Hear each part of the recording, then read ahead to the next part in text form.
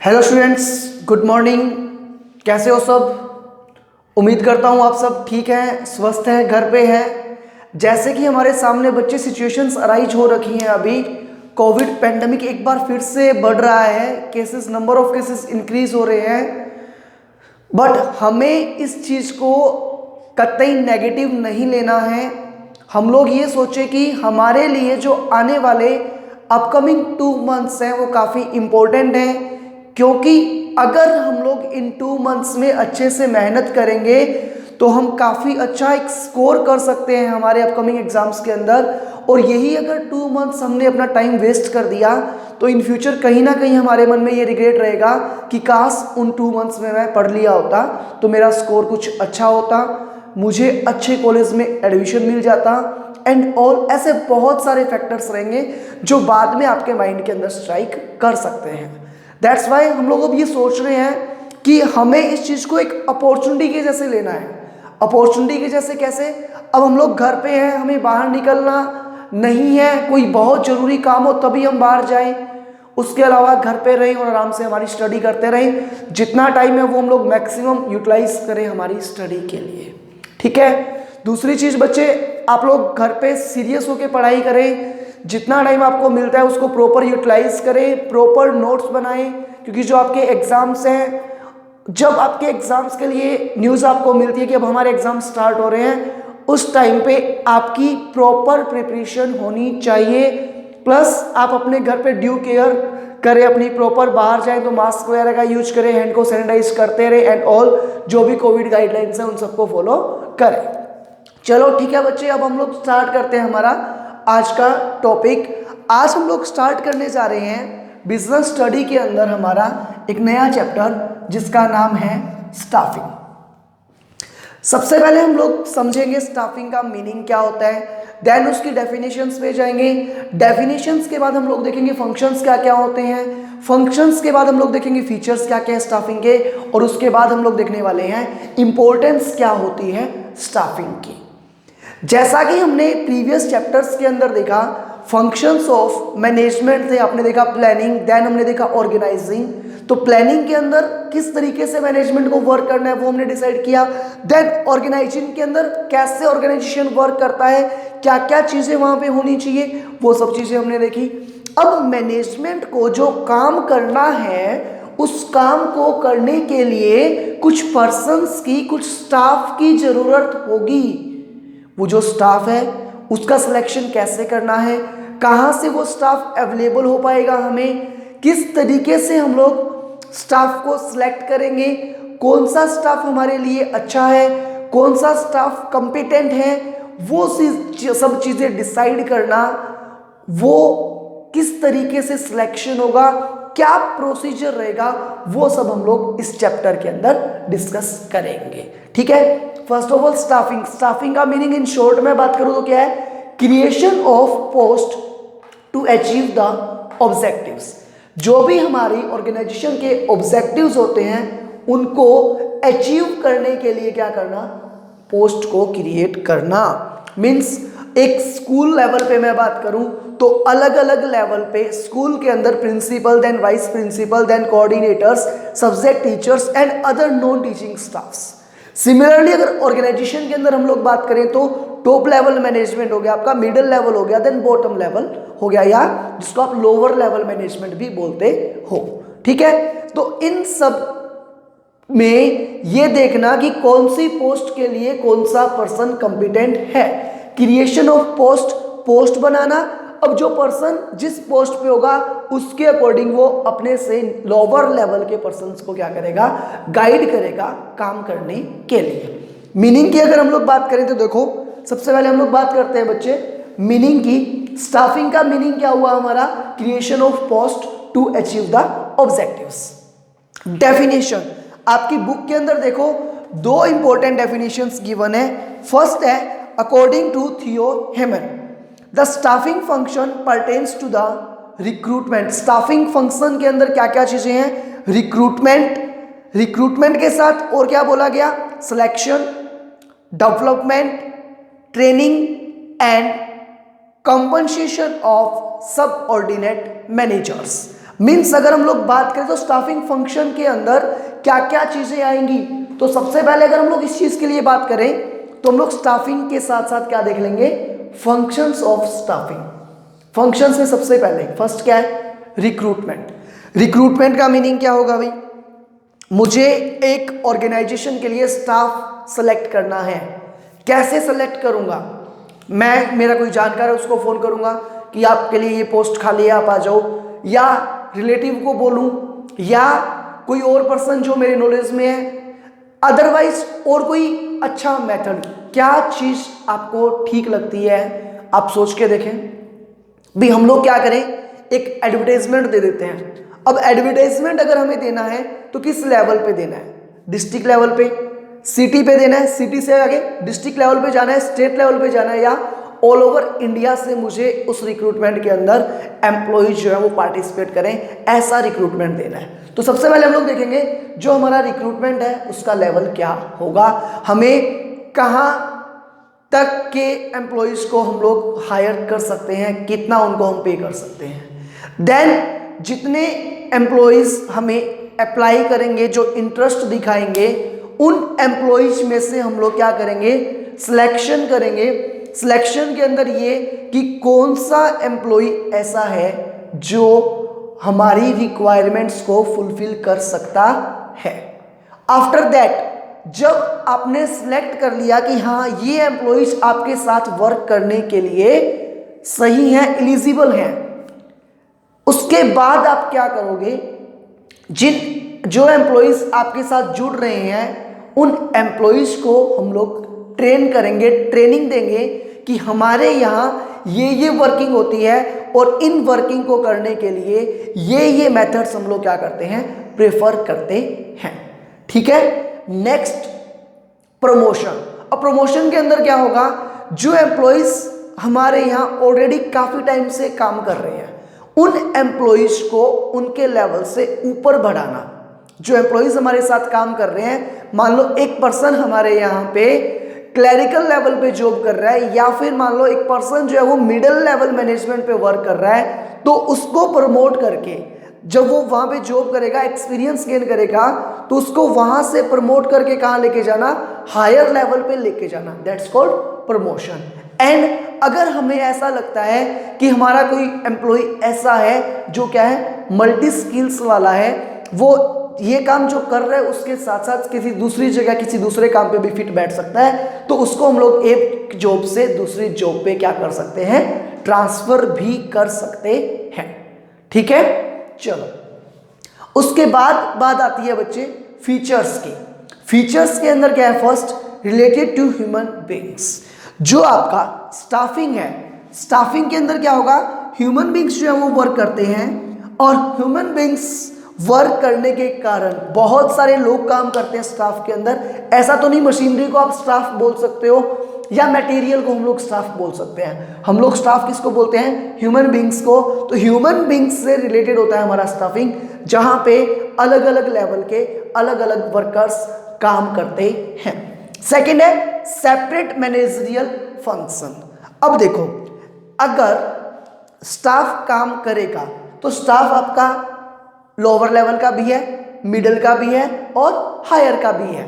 तो अगर top level वाला है तो वो अपने फंक्शंस करेगा, मिडिल लेवल वाला अपने फंक्शंस करेगा, और जो लोअर लेवल वाला स्टाफ है वो अपने फंक्शंस परफॉर्म करेगा। इट मींस जिस लेवल का जो स्टाफ है वो उसके अकॉर्डिंग अपने फंक्शंस परफॉर्म करेगा। इसके कारण क्या हुआ, सेपरेट मैनेजरियल फंक्शंस। थर्ड क्या है बच्चे, essential at all managerial level. अब ऐसा तो नहीं कि हमने टॉप लेवल पे तो स्टाफ रख दिया बट नीचे काम करने के लिए कोई मिडिल लेवल पे या फिर लोअर लेवल पे कोई स्टाफ रखा ही नहीं, ऐसा तो नहीं हो सकता ना। हमें हर लेवल पे स्टाफ रखना पड़ेगा। टॉप लेवल वाला अपना काम करेगा, मिडिल लेवल वाला अपना काम करेगा और लोअर लेवल वाला अपना काम करेगा। ठीक है। इसके साथ साथ उनके बीच में क्या होना जरूरी है, प्रॉपर कोऑर्डिनेशन होना जरूरी है, जो तीनों लेवल पे काम करेंगे। अब तीनों लेवल पे जो स्टाफ काम कर रहा है उनको उनकी क्वालिफिकेशंस के अकॉर्डिंग या उनकी स्किल्स के अकॉर्डिंग क्या होगी, पोस्ट दी जाएगी। जो पर्सन ज़्यादा कॉम्पिटेंट है, ज़्यादा स्किलफुल है, तो वो कहाँ काम करेगा, लोअर लेवल पे या मिडिल पे या फिर टॉप पे। खुद समझदार हो, जितना ज़्यादा स्किलफुल पर्सन वो उतने हाई लेवल पे होगा। Next, related to social responsibility. जो स्टाफ हमारे यहाँ काम कर रहा है, जो स्टाफ रहेगा, तो ऐसा तो नहीं कि स्टाफ को आपने एक रूम के अंदर कैद करके छोड़ दिया। अगर स्टाफ आपके साथ वर्क कर रहा है तो वो एक सोसाइटी के अंदर रह रहा होगा ना, तो उस सोसाइटी के रिगार्डिंग भी स्टाफ की कुछ रेस्पॉन्सिबिलिटीज होती हैं। भी वो जहाँ जिस सोसाइटी में रहते हैं वहाँ के एनवायरनमेंट को ज़्यादा नुकसान ना पहुँचाएं, जो लोग वहाँ रहते हैं उनके साथ कोऑपरेटिव उनका नेचर हो, कुछ भी प्रोग्राम फंक्शंस करना उन सब में पार्टिसिपेट करें, नेचर मतलब सबसे घुल मिल के चले एंड ऑल, इस टाइप के कुछ बेसिक सी चीज़ें आएंगी रिलेटेड टू सोशल रेस्पॉन्सिबिलिटी में। नेक्स्ट आपका है effects of internal and external environment. जो स्टाफ हमारे साथ वर्क करता है उस स्टाफ का इफेक्ट, वो स्टाफ जो है वो इफेक्ट होगा किससे, इंटरनल एंड एक्सटर्नल इन्वायरमेंट से। तो बात करते हैं हम लोग इंटरनल इन्वायरमेंट की एंड एक्सटर्नल इन्वायरमेंट की।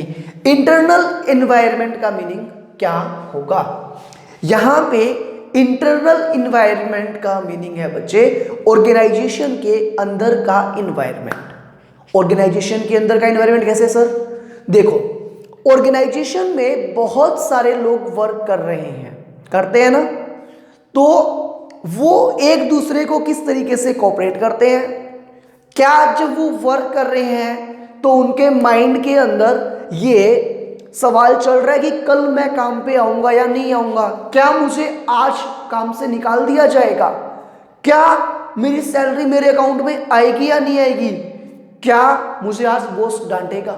Means an number of factors होते हैं जो इंटरनल एनवायरनमेंट के एक एम्प्लॉय के माइंड के अंदर रहते हैं। अगर वो उन फैक्टर्स के लिए पॉजिटिव रहता है तो वो उतना ही अच्छे से काम करेगा, बट अगर वो उन फैक्टर्स को माइंड में रख के टेंस्ड रहता है, टेंशन के अंदर अगर रहता है, तो फिर वो उतना अच्छा काम नहीं कर पाएगा। मीन्स इंटरनल फैक्टर जो है वो अफेक्ट करेंगे। कैसे करेंगे भैया, पता नहीं कल मेरे को कभी बॉस निकाल दें जॉब से, तो हो सकता है मुझे कल बुलाया ही ना जाए, मेरे को सैलरी ना दी जाए, छुट्टियों के लिए डांट दिया जाए, लेट आ रहे हो तो कुछ बोल दिया जाए। अगर ऐसी छोटी छोटी चीज़ों के लिए कुछ हमारे माइंड के अंदर फैक्टर्स अगर रहेंगे तो वो स्टाफिंग को इफेक्ट करेगी, फिर स्टाफ जो है वो कम टिक करके काम करेगा। वही अगर स्टाफ को थोड़ा सा फ्रीडम अगर दे दी जाए तो वो और ज़्यादा इंटरेस्ट के साथ काम कर सकता है। सिमिलरली एक्सटर्नल इन्वायरमेंट, जहाँ पे हम लोग काम कर रहे हैं, हमारा जो वर्किंग प्रोफाइल है उसके अकॉर्डिंग गवर्नमेंट की जो पॉलिसीज़ हैं वो कैसी है, वो हमारे डिसीजन को इफेक्ट कर सकती है। उसके अलावा जो एजुकेशनल इन्वायरमेंट होता है हमारा, वो भी एक फैक्टर प्ले करता है किसके अंदर, स्टाफिंग के अंदर भी। गवर्नमेंट की पॉलिसीज अगर अच्छी हैं, एम्प्लॉयमेंट को प्रमोट करने वाली हैं, टैक्सेस वगैरह कम लगने वाला है, तो स्टाफ इजीली अवेलेबल हो जाएगा। बट वही अगर गवर्नमेंट ने हायर टैक्सेस लगा दिए तो स्टाफ मिलना थोड़ा सा क्या हो जाएगा, मुश्किल हो जाएगा। ठीक है, ऐसे ही अगर हम लोग बात करें किसकी, इंपॉर्टेंस की। इंपॉर्टेंस में क्या है, first helpful in obtaining competent personal. एक स्टाफिंग जो है वो किस तरीके से इंपॉर्टेंस रखेगा ऑब्टेनिंग कॉम्पिटेंट पर्सनल के अंदर। तो देखो, मुझे एक स्टाफ को हायर करना है, अपॉइंट करना है, अगर मैं केवल एक ही पर्सन को बोलूं कि ठीक है आप आ जाओ, आप अपॉइंट हो जाओ, तो क्या पता वो पर्सन स्किलफुल है या नहीं है, उसके अंदर उतना टैलेंट है या नहीं है। तो मुझे क्या करना चाहिए, मुझे एक प्रॉपर प्रोसीजर फॉलो करना चाहिए। कैसे, जो फंक्शंस में हमने देखा, रिक्रूटमेंट करूंगा। अगर एक पर्सन को भी रखना है तो मैं प्रॉपर रिक्रूटमेंट करूंगा भाई, नंबर ऑफ पर्सन से एप्लीकेशंस मंगवाऊंगा, अप्लाई करेंगे लोग, फिर मैं क्या करूंगा, उस रिक्रूटमेंट में से सिलेक्शन करूंगा कि अच्छा मेरे हिसाब से कौन सा पर्सन बेस्ट है। इट मीन्स अगर मैं अलग अलग नंबर ऑफ पर्सन में से किसी एक को चूज कर रहा हूं, इट मीन्स मैं किसको चूज करूंगा, जो बेस्ट होगा वो या जो वर्स्ट होगा वो। सिंपल सी बात है, किसको चूज करने वाले हो, जो बेस्ट होगा। It means helpful in obtaining competent personal, ऐसा पर्सन हमें मिलेगा जो क्या है, स्किलफुल है, कॉम्पिटेंट है, ऐसे पर्सन को चूज करने में हेल्पफुल हुआ स्टाफिंग। सेकंड क्या है आपका, उसके बाद हेल्पफुल इन बेटर परफॉर्मेंस। अगर आपने एक स्किलफुल पर्सन को अपॉइंट किया है तो जो स्किलफुल पर्सन जुड़ा आपके साथ वो उसकी परफॉर्मेंस क्या होगी, अच्छी होगी या बुरी होगी या बहुत अच्छी होगी।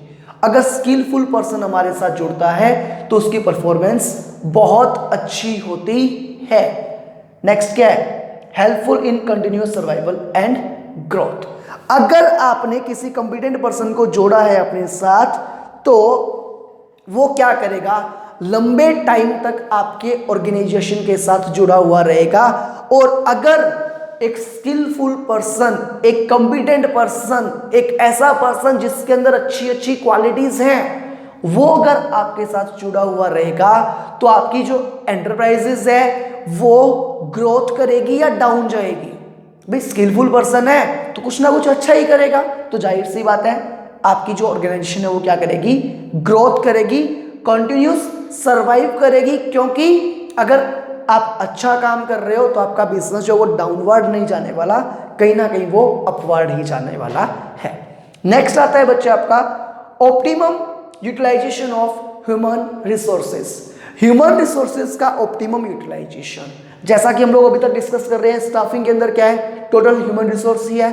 और जो ह्यूमन रिसोर्स, जो स्टाफ प्रॉपर है उसको उसी की क्वालिटीज के अकॉर्डिंग वर्क देना, that's called optimum utilisation of human resources. जैसा आपका ह्यूमन रिसोर्स है उसको उसके लेवल के अकॉर्डिंग वर्क करवाना, उसको हम लोग बोलेंगे optimum utilisation. And the next one is to improve job satisfaction.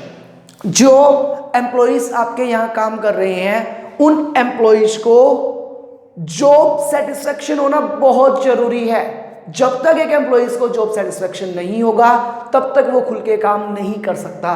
तो सर हम लोग कैसे प्रोवाइड कर सकते हैं किसी भी एम्प्लॉय को जॉब सेटिस्फैक्शन, तो उसकी अगर हम लोग बात करें तो अगर आपने क्या किया, एम्प्लॉइज जो हैं उनको ह्यूमन बिहेवियर पे वर्क किया या फिर उनका जो प्रेफरेंस है उसके अकॉर्डिंग आपने वर्क किया, या क्या किया आपने एम्प्लॉइज को प्रॉपर प्रमोशन दिया या ट्रेनिंग्स दे करके उनसे वर्क करवाया और उनको एक ऐसे एनवायरनमेंट का एहसास करवाया कि यहाँ से अच्छा एनवायरनमेंट तुम्हें कहीं नहीं मिल सकता। तो अगर एक एम्प्लॉय के माइंड के अंदर ये आया कि जिस एनवायरनमेंट में मैं वर्क कर रहा हूँ वो बेस्ट एनवायरनमेंट है, इन दैट केस वो एम्प्लॉय कभी आपको छोड़ के जाएगा ही नहीं, है ना। तो जितना ज्यादा सेटिस्फाइड रहेगा आपका स्टाफ उतना ज्यादा वो क्या करेगा, काम करेगा।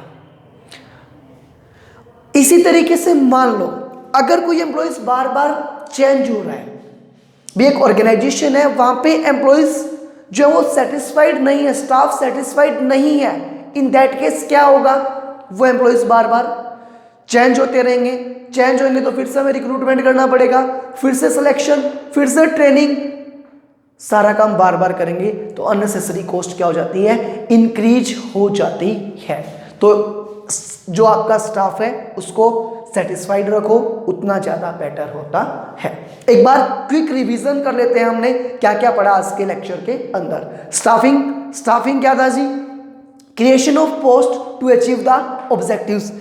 एक ऑर्गेनाइजेशंस के ऑब्जेक्टिव को अचीव करने के लिए क्या करना, पोस्ट क्रिएट करना। देन हमने देखा था मीनिंग, इसी के अंदर कवर हो गया था आपका, डेफिनेशन दे रखी थी दो राइटर्स की, आप लोग रीड कर लेना, कुछ समझ नहीं आए तो आप लोग जो आपके व्हाट्सएप ग्रुप हैं उनके थ्रू या फिर कमेंट सेक्शन में जाकर के क्या कर सकते हो, अपने डाउट्स वगैरह ले सकते हो। फंक्शंस की हम लोग बात करें, फंक्शंस क्या थे स्टाफिंग के, फंक्शंस थे सर सबसे पहले रिक्रूट करेंगे, रिक्रूटमेंट के बाद क्या था, रिक्रूटमेंट जब एप्लीकेशन आ गई तो सिलेक्शन करना पड़ेगा, सिलेक्शन करने के बाद क्या करेंगे, जो सिलेक्ट हो गए उनको ट्रेनिंग दोगे, ट्रेनिंग देने के बाद क्या करेंगे, हम लोग जो अच्छे एफिशिएंट लोग हैं उनको प्रमोट करेंगे, प्रमोशंस देंगे, और प्रमोशंस के बाद क्या था, अगर कोई पर्सन एक से ज्यादा वर्क कर सकता है तो उसको हम लोग एक जॉब से दूसरी जॉब पे ट्रांसफर भी कर सकते हैं। नेक्स्ट था हमारा फीचर्स। फीचर्स क्या थे स्टाफिंग के, first related to human beings, कैसे था? क्योंकि यहाँ पे बहुत सारे लोग काम करते हैं, ह्यूमन बींग्स काम करते हैं, इसलिए जो स्टाफिंग है वो किससे रिलेटेड है? ह्यूमन बींग से रिलेटेड है। नेक्स्ट आपका सेपरेट मैनेजरियल फंक्शंस, जो पर्सन जिस लेवल पे वर्क करेगा उस लेवल के उसको काम मिलेंगे, फंक्शंस परफॉर्म करेगा। Essential at all managerial level, जो आपका स्टाफ है वो हर लेवल पे काम करेगा, चाहे टॉप हो, चाहे मिडल हो, चाहे बॉटम हो। रिलेटेड टू सोशल रेस्पॉन्सिबिलिटी, जिस सोसाइटी में स्टाफ रहेगा उसके रिगार्डिंग उनकी कुछ सोशल रेस्पॉन्सिबिलिटीज होंगी। Effects on internal and external environment, जो आपका स्टाफ है वो इफेक्ट होगा किससे? Internal as well as external environment से। एंड लास्ट में हमने क्या देखा था? इंपॉर्टेंस फर्स्ट क्या थी? हमें कंपिटेंट पर्सनल मिल जाते हैं। सेकंड, जो हमें कंपिटेंट पर्सनल मिले उनसे परफॉर्मेंस क्या होगी? बेटर होगी। थर्ड था, अगर बेटर पर्सनल मिल गए तो ऑर्गेनाइजेशन क्या करेगा? कंटिन्यूस सर्वाइव करेगा, और कंटिन्यूस सर्वाइव करने के कारण क्या होगी? ग्रोथ भी अच्छी होगी। नेक्स्ट आपका optimum utilisation of human resources, जो स्टाफ है उनको आप क्या कर पाओगे? ऑप्टिममली यूटिलाइज कर पाओगे। And the last is to improve job satisfaction. ठीक है, ये हमारा टॉपिक कवर हुआ स्टाफिंग के अंदर, meaning, functions, features and importance. अब होमवर्क क्या है? आपको ये यहां तक अपनी बुक से रीड करना है अच्छे से। कोई डाउट्स हो वो आपको नेक्स्ट लेक्चर के अंदर लेने हैं, उसके बाद हम लोग डिस्कस करेंगे आगे। जितने एमसीक्यूज इनसे रिलेटेड है वो आपको पढ़ने हैं, जो शॉर्ट क्वेश्चंस है वो आप कवर करोगे। ठीक है, घर पे रह के अच्छे से स्टडी करनी है, टाइम को यूटिलाइज करना है, टाइम वेस्ट नहीं करना जिससे बाद में रिग्रेट फील हो। चलो मिलते हैं हम लोग नेक्स्ट लेक्चर के अंदर, तब तक के लिए bye, good day, take care.